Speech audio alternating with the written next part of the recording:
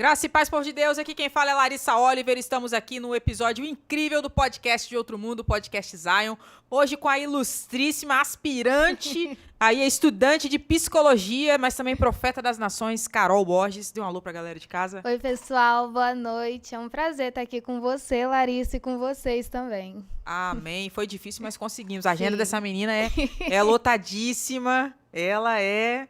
super cotada aí, né, para as pregações. Falando nisso, arrasou na Prophetic Conference, lá no momento de profetizar. Muito feliz de ver o que Deus tem feito. Graças e eu sei que você a vai Deus. voar, Deus vai levar você em lugares altos. E Amém, ela já veio aqui, amém. ó, junto da espada dela, ó, King James, já fazendo a propaganda aqui da Bíblia King James. Particularmente é uma das linguagens que eu mais gosto, depois da Jerusalém. Gosto muito. Sim. A Jerusalém eu não conheço, mas essa também gosto muito. Eu fico até com medo de falar sobre Bíblia aqui, que o pastor, ele é o crânio das galáxias aí, né? É o quê? Pós-graduado, pastor? Como é que é? Mestrando, doutorando, como é que é? O negócio aí? Só isso. Dois só mestrados e um dois doutorado. Deixa mestrados eu e um ficar doutorado. quieta. Deixa eu ficar quieta pra não tomar um puxão de orelha aqui. Quando eu vou falar de mente ou de Bíblia, né, eu vou milindrosa, porque o cara não é brincadeira, não. Só isso. Mas brincadeiras à parte, Carol, gostaria de estar compartilhando um pouquinho da palavra de Deus com você aqui hoje, ter esse momento de mesa. Quando eu falo de mesa, eu me recordo de comunhão. E eu queria que você contasse um pouquinho pra gente sobre a sua trajetória até hoje. A gente tá vendo o resultado final daquilo que Deus tem feito, o alcance das promessas. Mas como é que foi, assim, o seu encontro com Cristo? Veio de berço cristão? Como que foi Deus, assim, revelando o propósito dele à sua vida? Como é que foi essa trajetória até chegar aqui hoje, a profetisa das nações? Então, eu sou da igreja desde que eu me dou por gente. Assim, não tive um momento que eu passei a ir para a igreja. Na verdade, eu não me recordo de um momento que eu não ia para a igreja. Eu sempre, na minha infância, eu me recordo nos momentos de escola dominical, no conjunto das crianças e tudo mais. E sempre estive envolvida nas atividades da igreja, sempre muito ativa. Mas o meu encontro verdadeiramente com Deus se deu ali quando eu tinha 14 anos, quando eu entendi que para servir ao Senhor eu precisava me posicionar de uma forma específica, né, como cristã. Só um adendo, você falou que foi quando você tinha 14 anos, isso foi o quê? Isso. Há um ano atrás?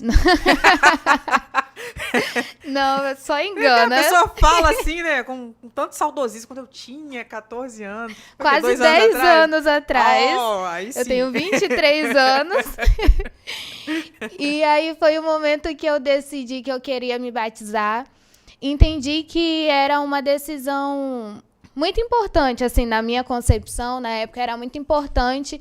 Então, algumas práticas que eu tinha na adolescência, eu entendi que eu não podia continuar se eu quisesse servir a Deus de uma forma verdadeiramente, viver em santidade e tudo mais. E aí foi o momento que eu me posicionei diante de Deus. Só que o meu verdadeiro encontro com Cristo se deu em 2015, quando eu tinha 15 anos, quando o líder de adolescentes da época propôs um desafio de leitura bíblica. E esse desafio era de leitura da Bíblia inteira no período de 100 dias. Caramba. E aí é loucura. Hoje eu não faria novamente. Né? Hoje a gente vai entendendo assim algumas questões, mas na época foi muito importante para mim. Como eu falei, eu sou da igreja desde criança, sempre gostei das histórias da Bíblia, sempre tive muita curiosidade, assim, mas eu sempre ficava dependente daquilo que me falavam. Então, o que eu conhecia do Senhor era muito terceirizado. E aí, neste momento, eu estava no ensino médio, estudava de manhã, em casa eu ficava sozinha na parte da tarde. Então, eu pegava ali 2 horas do meu dia e era uma leitura de 14 capítulos por dia. E eu lembro exatamente, assim, sentada, sozinha em casa, lendo a Bíblia e a forma como o Senhor começou a se revelar diretamente a mim.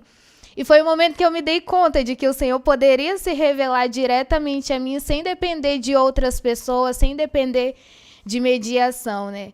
E aí foi o momento que eu me apaixonei cada vez mais pela palavra de Deus, comecei a aprender, assim, entender o contexto de palavras que eu já conhecia, mas não entendia, comecei a entender os propósitos de Deus para a minha vida através da palavra e o início do processo de cura de algumas situações assim que me impediam me aproximar mais de Deus.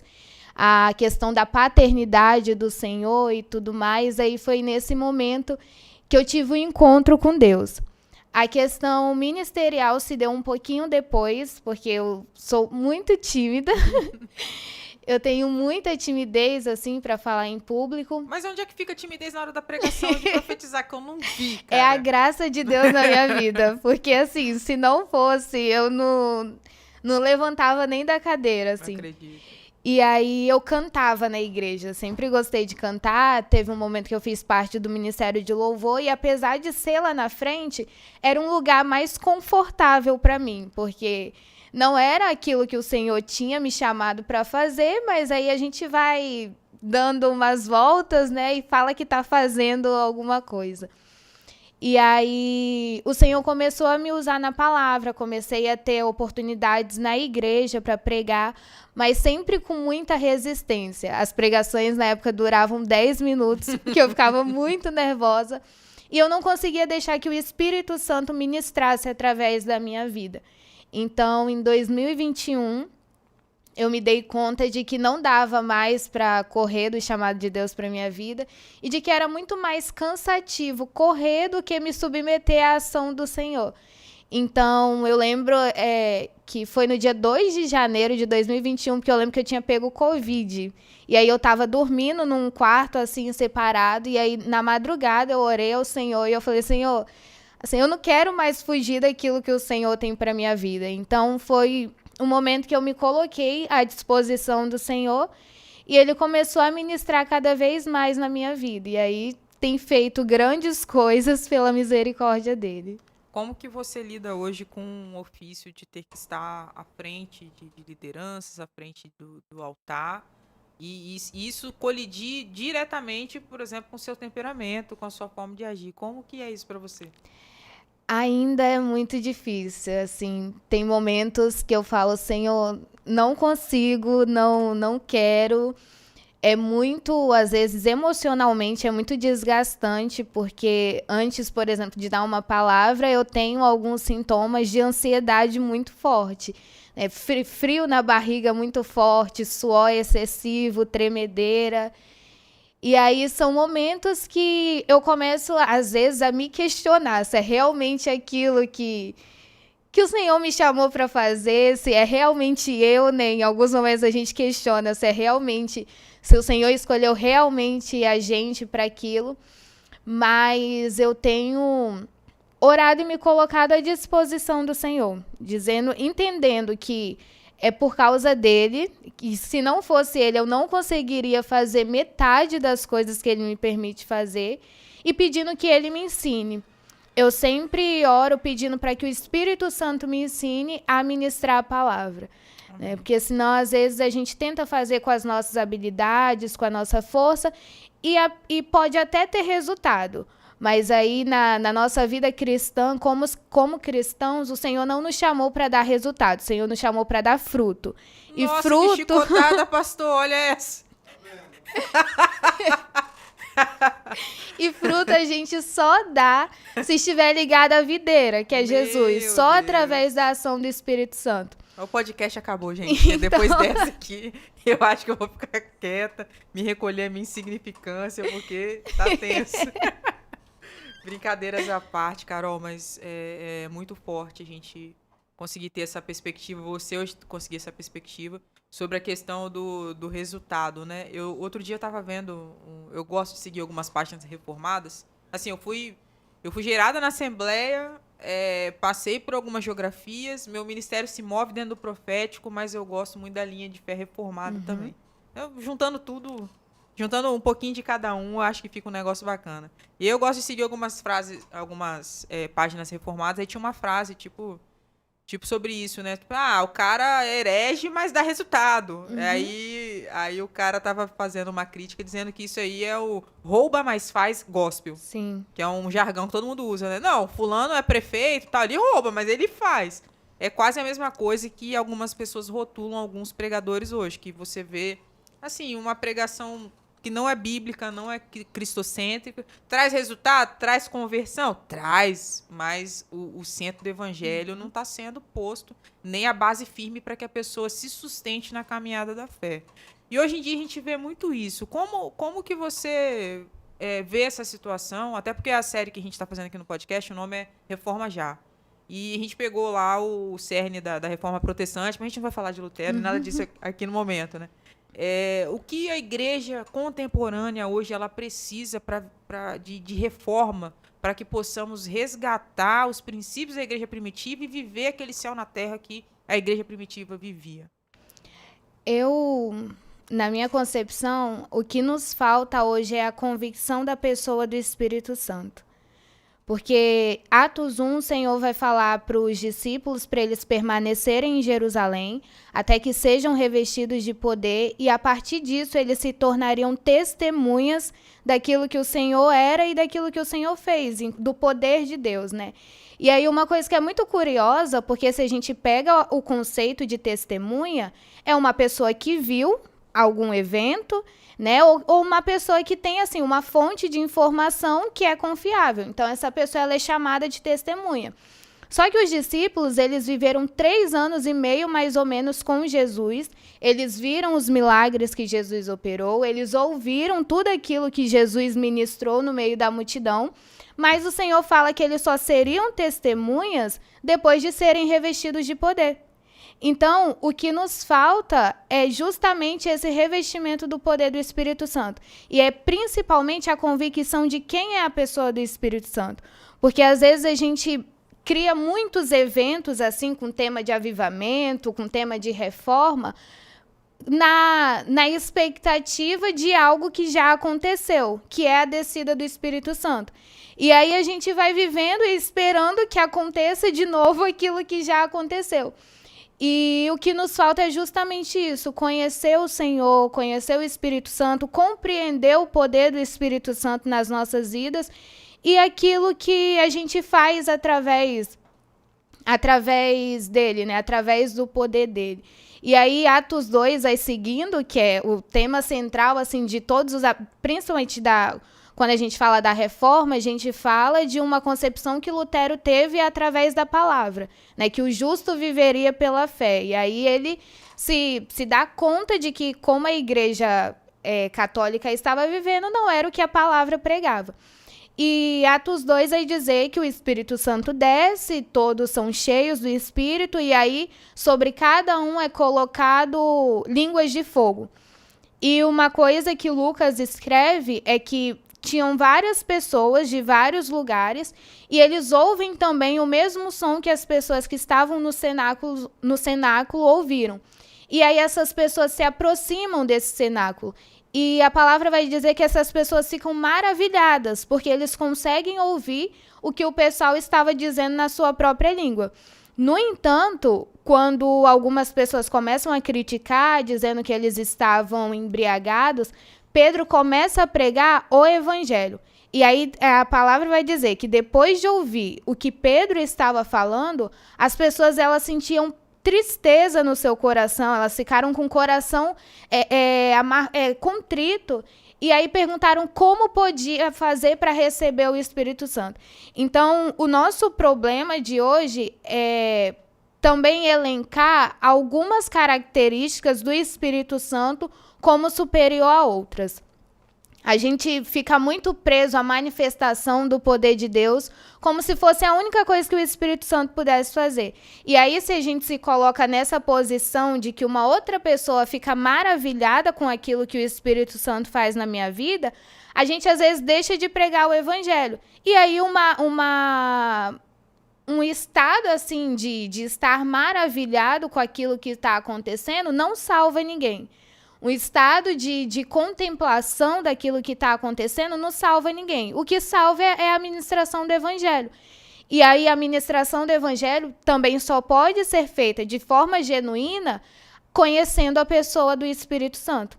Que não é uma energia que vem sobre nós, que não é assim um poder cósmico nem nada, é uma pessoa que deseja se relacionar conosco, que testifica aos nossos corações que somos filhos de Deus. Então, para mim, o principal ponto que nos falta é essa compreensão e esse relacionamento, né, que nos permite conhecer, de fato, quem é o Espírito Santo. Você falou uma coisa anteriormente bem interessante acerca do teu testemunho pessoal, né? sobre a questão da terceirização, né, da fé, a terceirização da comunhão. Eu vejo que isso é muito latente na juventude hoje. Eu fui gerada numa juventude que a gente foi posto em situações, tipo assim, a gente não terceirizava a questão, por exemplo, evangelismo, deixa os jovens na frente. A gente saía, a gente ia e tal. E hoje eu entendo que está debaixo de uma perspectiva em que as pessoas, além de elas viverem muito dentro do saleiro, né, sempre estão em busca de que alguém seja o mediador da relação deles com Deus. Então, a gente vê muito hoje a galera atrás de profeta, né? Pedindo oração, o profeta falar e tal e tal. E eu entendo que as pessoas se esquecem ou sequer tiveram a revelação de quem é Deus no secreto. Que eu vejo, assim, como ministra do evangelho e ministra de louvor, eu vejo que em muitos lugares que eu vou, simplesmente não vão acontecer nada. Não vai acontecer nada. Não porque eu não esteja ministrando adequadamente, não porque o ambiente não esteja propício, mas eu entendo que sem a revelação do Deus da palavra, não há como haver contemplação e nem adoração a Ele. Então eu vejo que algumas igrejas de algumas linhas, que eu não vou falar o nome, eu não quero ser crítica, elas conseguem só assim, adorar ou se extravasar, se manifestar diante de Deus perante algumas letras que falam que Deus vai matar, que Deus vai quebrar tudo, que Deus vai rasgar o céu, mas numa letra que fala de contemplação, de quem ele é, do seu caráter, as pessoas elas não conseguem se mover e nem se envolver. E eu entendo, com essa percepção de pisar em alguns lugares como ministra, que é falta de conhecimento e é falta de intimidade. Eu só conheço alguém se eu tenho estreitamento, pelo menos diário, com essa pessoa. Se eu sei das características dessa pessoa, se eu sei sobre o caráter dessa pessoa. Senão eu vou estar reproduzindo falas que eu escutei. E geralmente, tanto a nível de conhecimento pessoal de quem é Deus, quanto em relação a testemunho, eu vejo muitas reproduções. Ah, não, porque o meu pai, aconteceu um negócio lá atrás com ele, Deus agiu assim, assim, assado. Tá, mas foi seu pai e você? O que aconteceu com você? Não, eu levantei a mão para Jesus e eu me converti e eu tô aqui, pra glória de Deus e tal. Mas não são pessoas marcadas. Quando você falou até sobre a questão de serem testemunho, a concepção de testemunho nesse caso não é tanto ser uma testemunha ocular, mas de ser marcado por ele, de ser o receptáculo de glória. E eu entendo que para isso tem que haver relacionamento, tem que haver entrega, renúncia e cicatrizes. E eu acho que essa é a minha concepção, né? Acerca da galera de hoje. Eu vejo que o pessoal quer viver uma vida rasa, entende que sucesso ministerial ou que aprovação de Deus é sinônimo de publicidade. Muitas das vezes a gente vai ver pessoas aprovadas por Deus, um obreiro valoroso, aprovado, passou pelos testes e foi ali elencado a lugares de glória, mas que vivem no oculto e no secreto. Vivem no deserto. No deserto que eu digo é fora dos grandes holofotes aí, né? E hoje em dia eu não sei porquê, não sei em qual momento isso começou a ser inserido dentro da igreja, que elencou-se o fato de que, o conceito de que sucesso ministerial ou aprovação de Deus é o significado de você estar nos grandes cartazes, em publicidade, sendo que eu entendo que nunca foi. Como você vê isso? Exatamente, concordo com o que você disse. Duas coisas assim, quando a gente não tem esse relacionamento com o Senhor, a gente de fato vive do testemunho de outras pessoas e não compreende que aquilo que o Senhor fez em nossas vidas também é um testemunho para que alcance outras pessoas, né? Eu confesso que quando eu era mais nova, para mim, eu também sou criada na Assembleia, Você foi criada nos Irmãos do Ciclo de Oração, que eu sei. Até os meus 19 anos. E em algumas denominações é muito marcado assim esses testemunhos que chocam, né? Fiquei não sei quantos dias morto, tomei não sei quantos tiros. Nenhuma crítica a esses testemunhos, porque cada pessoa vive o seu processo. Mas a gente não tem, assim, a gente acaba confundindo de que o Senhor só faz algo nas nossas vidas se a gente chegar desse modo, se Ele fizer exatamente desse jeito. E aí a gente tenta generalizar a forma que o Senhor trabalha na vida de cada pessoa justamente por isso, porque terceiriza o relacionamento. E aí, coisas que Deus trabalha na minha vida, por exemplo, eu achava que eu não tinha um testemunho até pouco tempo, porque eu nunca passei por uma situação tão complexa desse jeito. Exato. Que horror. E aí, nesse relacionamento com Deus, eu comecei a perceber coisas que ele foi trabalhando na minha vida, de que, assim, só ele poderia fazer. Assim como só ele pode ressuscitar uma pessoa com não sei quantos dias que estava morta, só ele pode fazer com que eu o enxergue como pai, com que eu me sinta amada como filha. Só que aí a gente vai minimizando, né, essas coisas que Deus faz nas nossas vidas, porque a gente quer viver uma vida extraordinária, porque isso não dá público, isso não atrai a atenção das pessoas. E voltando um pouquinho na questão dos resultados, é uma coisa que ainda é muito presente assim no nosso meio, de que os resultados, ele precisa acontecer independente do processo. E aí, por exemplo, Moisés, eu ficava muito intrigada com a questão de Moisés, depois de viver tudo o que viveu, não poder entrar na Terra Prometida. E aí, quando o fato dele não poder entrar, ocorre quando o Senhor, pela segunda vez, manda ele falar com a rocha, e ele, irado com o povo, ele fere a rocha. E aí o Senhor fala com ele. E é interessante que a ordem que o Senhor dá é para ele e para Arão. O povo não ouve aquilo que o Senhor falou com eles. O povo só queria água. E aí Moisés, irritado com o povo, fere a rocha. E aí o Senhor fala com Moisés: porque você não honrou a minha santidade diante do povo, você não vai entrar na Terra Prometida. E aí é interessante, porque assim, resultado teve. O povo foi saciado. O povo bebeu água e não estava nem aí pela forma que Moisés utilizou para que eles bebessem água. Mas aí o Senhor falou, por ele não ter seguido exatamente o que o Senhor havia dito, ele não iria entrar na Terra Prometida. E é justamente isso. Assim,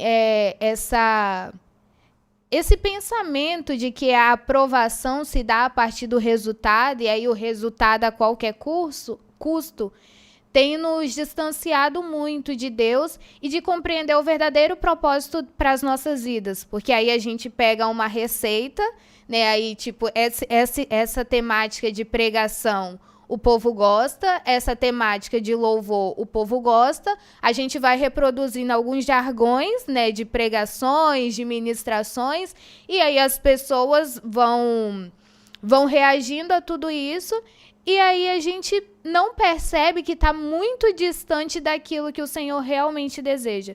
Não percebe que está muito distante de uma ministração genuína do Evangelho. Não percebe que está muito distante de uma vida verdadeiramente rendida ao Senhor, de uma ministração de louvor de fato.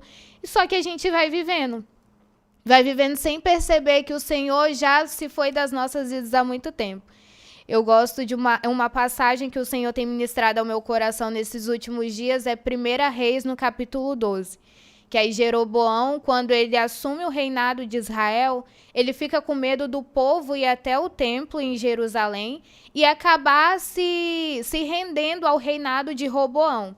Roboão estava reinando Judá e... esqueci o outro.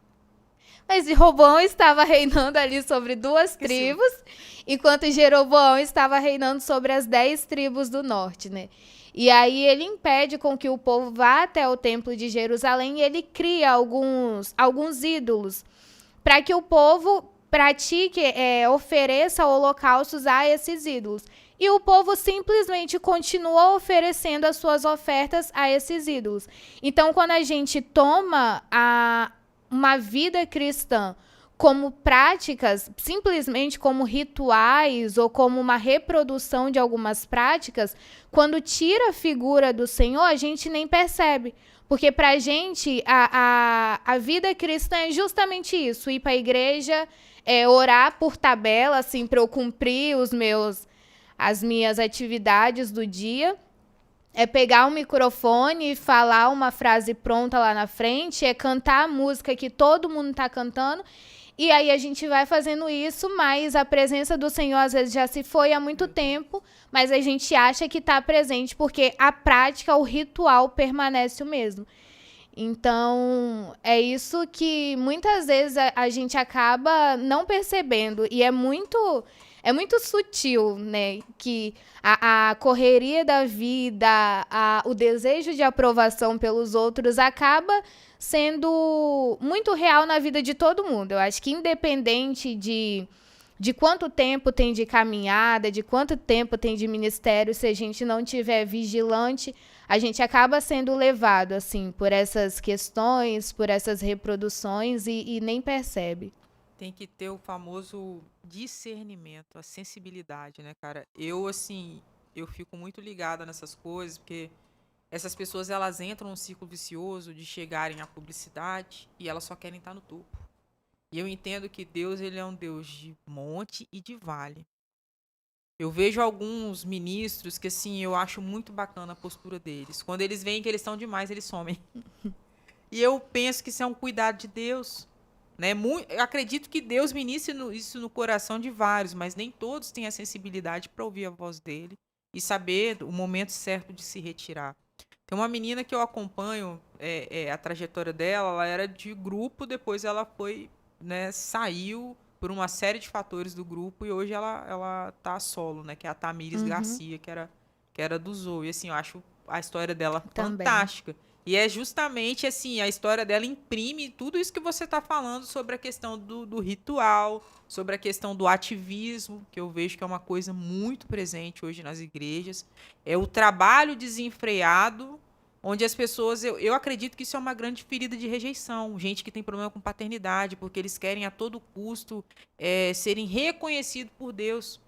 E não vai ser nada disso que vai fazer com que Deus os ame mais do que já ama. E eu entendo que é uma busca desenfreada por aprovação, sendo que o trabalho, não dessa forma, né? Ele não está vinculado à aprovação de Deus, tá a ver com isso aqui, tem a ver com isso aqui. E aí eu vi que ela entrou, uma menina, poxa, tão instruída, erudita, inteligentíssima, sabe coisa da palavra pra caramba, conhece Jesus, é íntima de Jesus, e ela caiu nessa falácia, cara, de ficar na questão do ativismo até ela ver que ela estava sem tempo de qualidade com a família, até ela ver que ela estava doente, com crise de ansiedade, em detrimento da obra. E eu entendo que a obra de Deus, ela não traz esse tipo de peso para ninguém. E aí o dia que ela teve o start, ela saiu fora, ficou um tempo assim reclusa, né, com Jesus, né, para que ele recalculasse a rota dela. Hoje ela está seguindo sozinha, saiu do grande meio aí da mídia. E você vê, assim, é uma coisa muito, muito legal, que eu tava até conversando com uma amiga minha. Eu falei, cara, tem Deus, tem pessoas que Deus, ele simplesmente, ao mesmo tempo que ele sopra o nome, ele esconde nele. E são alguns ministérios como dessa menina que eu vejo que, ao mesmo tempo que ele sopra, ele esconde nele. Porque é uma menina que, se você for ver, tem muita visibilidade, mesmo com o ministério solo hoje.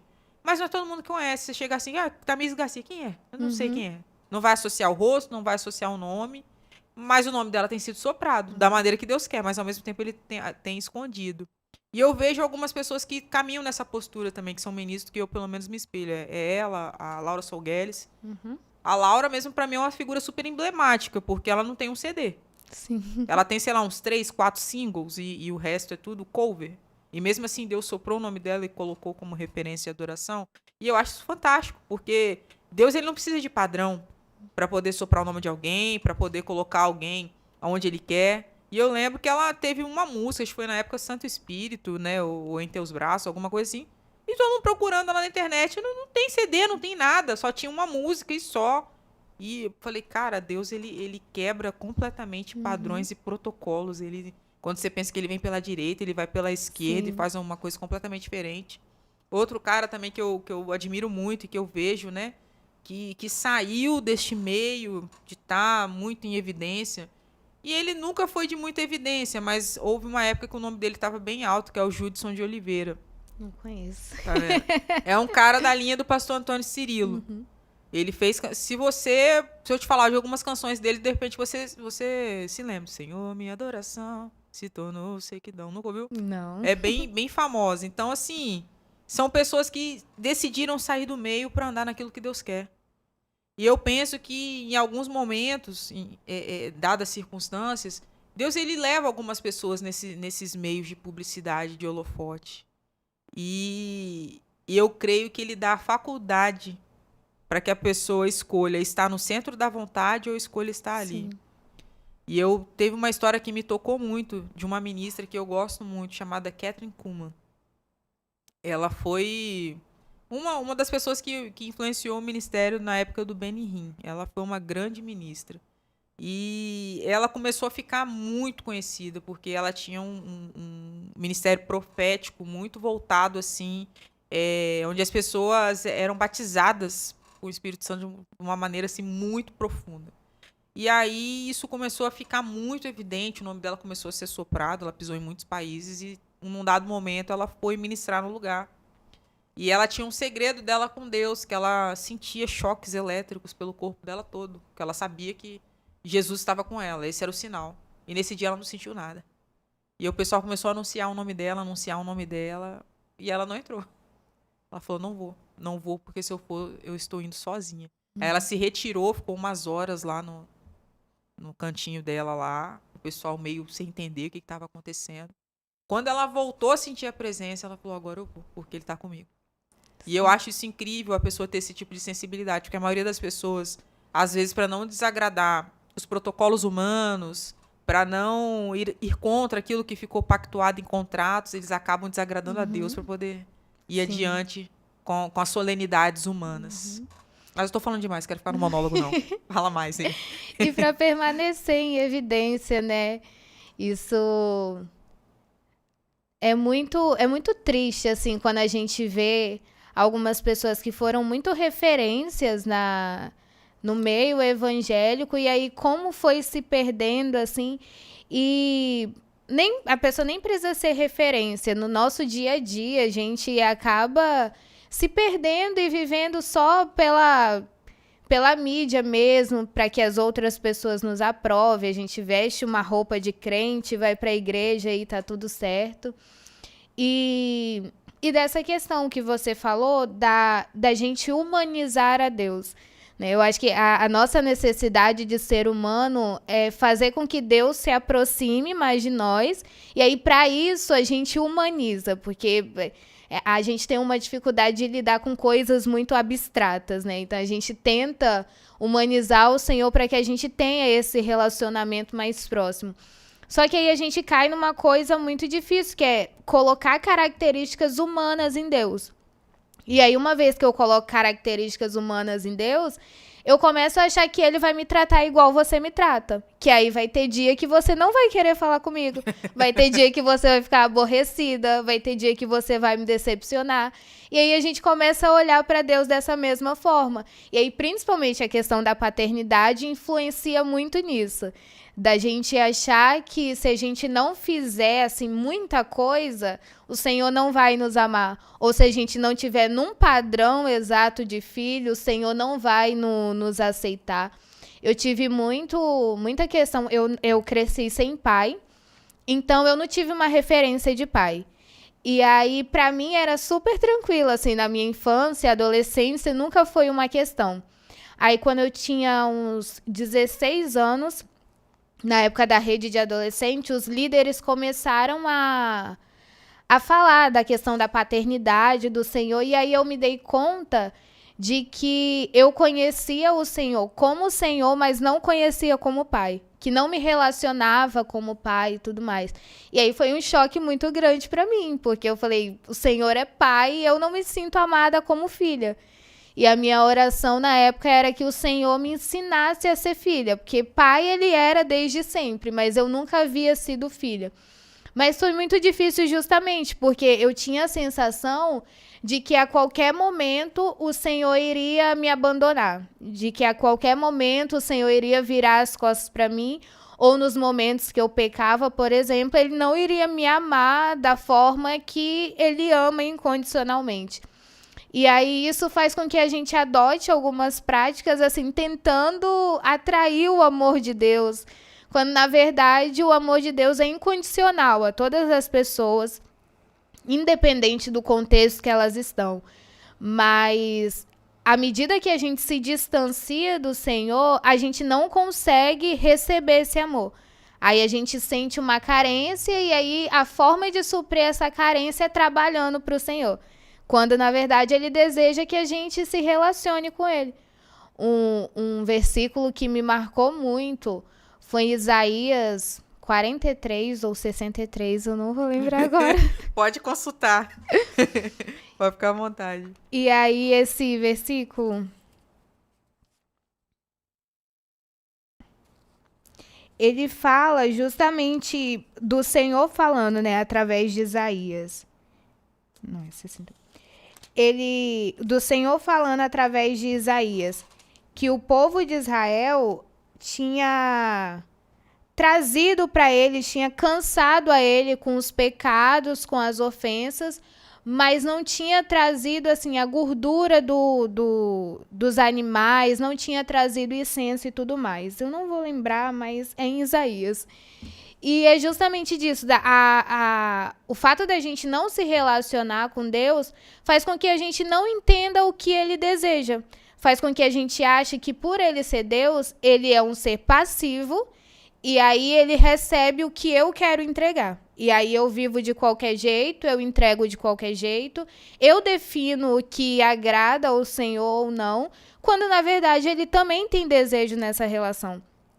E aí o desejo é justamente esse, de eu me retirar em momentos que eu tô tomando a glória para mim. De eu me retirar em momentos que a presença dele já não tá mais trabalhando na minha vida. Mas sem o relacionamento, sem o discernimento, como você falou, é muito difícil a gente compreender isso e ter coragem de se retirar. Porque para o mundo, assim, para o mundo que vive em questão de aprovação, de resultados, é covardia você se retirar, e principalmente porque o Senhor é maravilhoso, né? Ele não vai nos tirar de cena quando as coisas estão mal. Ele vai tirar quando a gente está no topo. Da onda. E aí é justamente assim, uma coragem de se esconder, né? De ir pro secreto, de ouvir ao Senhor. Mas a gente foge, às vezes, do secreto porque a unção, o azeite, para ele ser produzido, precisa da prensa da azeitona, né? Ai. E aí a gente não quer. A gente só quer o azeite, mas não quer passar por momentos de renúncia, não quer, como o Senhor passou, momentos de solidão, momentos que os nossos amigos, mesmo que queiram, não podem nos ajudar, momentos em que tem um desgaste emocional e físico muito grande, mas que a gente compreende de que, apesar do nosso desejo, a vontade do Senhor que prevalece nas nossas vidas, assim como aconteceu com Jesus, né? Amém. Eu acho que você está falando aí sobre Isaías. Se for o que eu estou pensando, é o Isaías capítulo 1, do 10 em diante. Não. Não é, não? É ou 60 ou 40 e pouco, tá por ali. Porque tem uma narrativa similar, é um dos textos que eu mais gosto, que é Deus condena o culto hipócrita. Que as pessoas estão tendo solenidades, né? Vamos trazer para o nosso dia, terças, quintas, domingos ali na igreja, estão fazendo os congressos, estão fazendo ali os movimentos de ciclo de oração, tudo, e Deus não estava recebendo. Porque Deus queria que eles voltassem à essência de ajudar o próximo. Uhum. E eles tinham esquecido disso. Então, quando você fala sobre essa questão aí dessa coisa desenfreada, desse trabalho desenfreado para poder conquistar o amor de Deus, cara, eu passei muito por isso, né? Eu também tive problemas seríssimos com paternidade, demorou um tempo para que Deus ajustasse as coisas dentro de mim quanto a isso. E o dia que eu entendi que não é sobre o quanto você trabalha dentro da instituição, mas é o quanto você se move dentro do propósito, independente se seja dentro ou fora da instituição, as coisas mudaram. Porque eu pude fazer diferença onde eu estava, no meu campo de trabalho, na minha faculdade, em tantas esferas que, assim, incontáveis, que na verdade eu penso que seja até mais eficaz. Não desmerecendo o trabalho interno da igreja, que ele existe, essa demanda é importante. Mas as pessoas esquecem que existe um oceano, enquanto elas estão só dentro da piscina. Uhum. Tem um oceano gigante para poder navegar, tem multidões esperando, né? Ouvir um testemunho seu, né? Não precisa ser que você tomou 10 tiros, mas alguém que de repente passa pela mesma ferida de paternidade, ouviu, olha, Deus reajustou as lentes do meu óculos, eu pude enxergá-lo como pai e tal. Isso cura. Então, o dia que eu entendi isso, cara, assim, a minha vida cristã, ela mudou, foi do 0 a 200. E foi uma vida muito mais eficaz, porque, para a glória de Deus, a gente consegue atingir outras pessoas. Às vezes, ali dentro do serviço interno, essa coisa desenfreada do ativismo, na verdade, geram até outros problemas, que são as pessoas se degladiando por cargos, Sim. né, se degladiando por atenção de um líder e tal. E tem tanta coisa pra gente fazer, cara. Tem tanta gente pra gente poder ressignificar, tem tanta gente pra gente ministrar, tem tanto lugar que Deus quer nos levar pra gente pisar. Então, o dia que eu entendi isso daí, cara, foi uma coisa assim que se tornou um evangelho mais leve pra mim. Porque enquanto eu estava me afundando em serviço, eu estava ansiosa, com crise de ansiedade, essas coisas todas. E sentindo pesos, né? Que o evangelho, eu entendo que não seja isso, a caminhada ela é leve. É espinhosa, mas é leve. É possível. É possível. Então, o dia que eu entendi isso, assim, mudou realmente a minha vida cristã. E eu queria que você finalizasse aí com uma palavra, deixasse uma palavra para o pessoal que está nos ouvindo, nos assistindo. Que... assim como o filho pródigo, que a gente possa retornar aos braços do pai. Né? Às vezes, como filho mais velho, a gente está dentro de casa, mas a gente não consegue enxergar o pai como pai. E aí a gente começa a se comportar como escravo. E uma vez que a gente se comporta como escravo, uma vez que a gente se comporta como empregado da casa, a gente só acessa aquilo que o empregado acessa.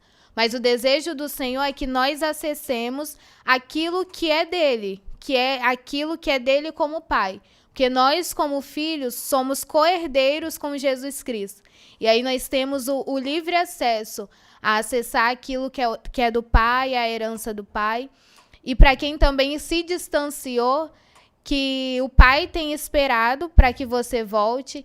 E que o fato de você estar distante não impede, não diminui o amor do pai, mas diminui como você sente esse amor. Mas independente de como você sente, a mensagem que eu quero dizer é que o Senhor continua te amando de forma incondicional. E o desejo é que você retorne para casa, a fim de viver como filho e não ser definido pelas crises deste mundo, né? Apesar de ser afetado, porque enquanto estivermos neste mundo, seremos afetados por todas as crises que o afetam, mas não definidos, porque como filhos, a gente não vive a partir das crises do mundo, mas vive a partir do que Cristo determinou sobre as nossas vidas. Pastor, não sei não, hein? Acho que eu vou ter que declinar o cargo aqui, que essa menina, ela é braba, hein? Ou a gente pode criar um outro podcast intitulado A Hora da Chibata, A Hora do Concerto, que a palavra é forte.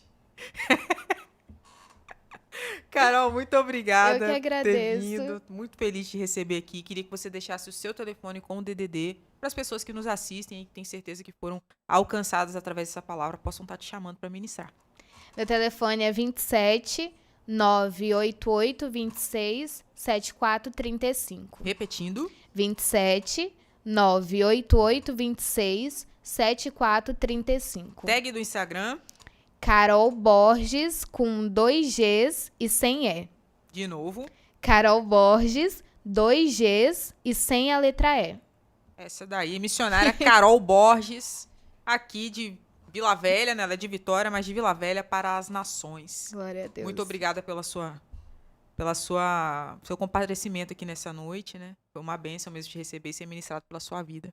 E você que nos assiste, muito obrigada pela companhia. Não se esqueça de acessar o nosso portal @tv_IBMS no Instagram. Você também pode estar acessando a nossa plataforma oficial, que é o tvibms.org. Lá você fica por dentro de todas as nossas programações e também pode dar aquele play lá assistindo aos vídeos, né, semanais dos nossos programas. Lembrando que também temos o YouTube, né? Você que curte aí acessar essa plataforma, basta nos acessar no /TVIBMS. Eu te encontro na próxima segunda. Não nos deixe de seguir lá no @podcastZionOficial e no @LarissaOliveira.ofc. Eu te espero na próxima segunda. Até lá. Tchau, tchau.